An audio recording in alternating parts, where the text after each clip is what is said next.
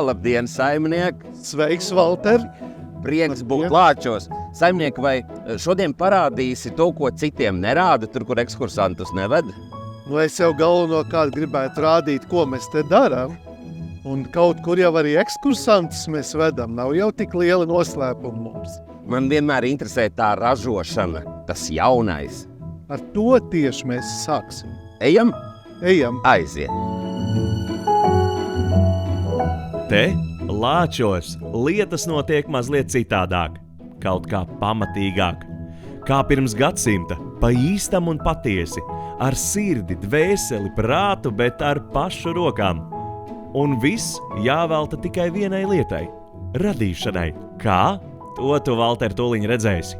Lāčos mīklu raudzē īstās koka abrās, gatavo no Latvijā audzētiem rudzu miltiem, mīc ar rokām, veido maizes kukuļus, pārbauda, uzpliķē vai ir gana labi.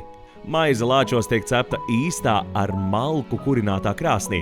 Meistars ar vanaga aci sēž blakus un gaida, kad izcepsies, kad būs gana smaržīgs un gards, lai celtu tev galdā. Tā recepte, pēc kuras cep, ir meklēta tuvu un tālu. It viss ir dabīgs un īsts no sirds. Lāču dvēseli ir saimnieks Normunds Skauģis, asins rite viņa darbinieki. Ne tikai maizes beķeri un viņu palīgi ceptuvē, konditori cepjot tortas un kūkas, cepumu, konfekšu un šokolādes meistari, bet visi, kas palīdz, pienes, ved un pārdod. Kopā vairāk kā 200 darbinieku. Kā saka Normunds Skauģis, darbs 24/7, uzticama komanda, praktiskas zināšanas un augstas prasības pret sevi un citiem. Kur viņš mācījies vadību un biznesu? Latviešu klasiskajā literatūrā. Vai tad saimniecība var plaukt, ja saime strādā drūmiem ģīmiem? Nu jau 30 gadu no Latvijas līdz Amerikai zina, kas ir lāču maize, tortes, kūkas, cepumi, šokolāde un konfektes, bet ar lāču īpašo garšu, jo tas viss ražots Latvijā. Apstāties nav laika, ir jātīstās. Par lāčiem varētu runāt vēl ilgi un ilgi, bet nu laiks piesēst un to visu nobaudīt. Normund, kas Lāčos ir tāds, kas nav nekur citur pasaulē? Runājot par maizi, tas ir maizes dabiskums, rupjie rudzi milti, visrupjākā maluma, jo mēs cepam visu maizi 100% no rupja maluma rudzi miltiem. Modernās pasaulē radītās iekārtas, kuras lieto maizes rūpniecībā, nevar strādāt ar šīm mīklām, jo tā mīkla ir ļoti ķepīga.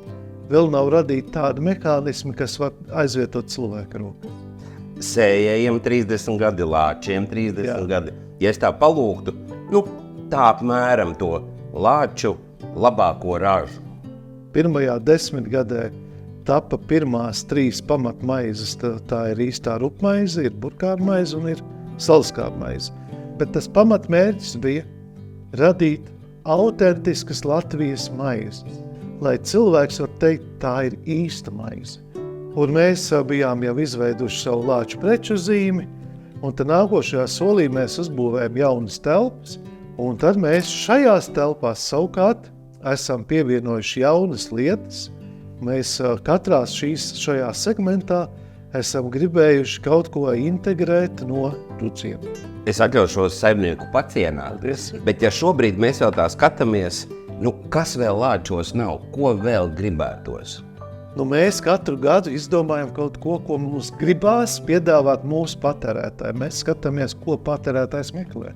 Un tad mēs meklējam iespējas radīt jaunus produktus. Bet tagad gan es ēdīšu to desertu, ļoti garšojīgi. Sveicot sējēju 30 gadu jubilejā, es vēlos jums dāvāt šo torti Lāčplēsis un vēlēt, lai arī nākamajos 30 un vairāk gados jūsu laureātiem piemīt Lāčplēša gars, spēks visos darbos un sasniegumos.